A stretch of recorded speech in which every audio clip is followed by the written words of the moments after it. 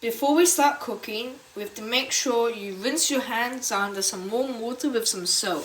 Before we start cooking, we have to make sure we clean our chicken drumsticks, so use some water to do this. Then, once you've finished cleaning the chicken, you want to start mixing it in a bowl with milk, eggs, salt and pepper.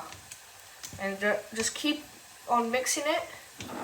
Make sure they're all nice.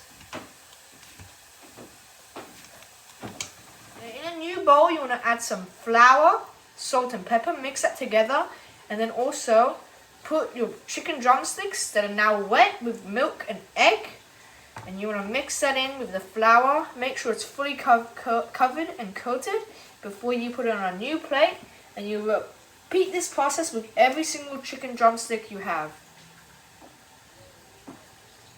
So we have finished covering the chicken in flour. You can now start to put in the oil in the pan, and you have to heat it up so you can get ready for it to cook. Once the chicken looks like this, you can get ready to take it out and eat it as it's already cooked.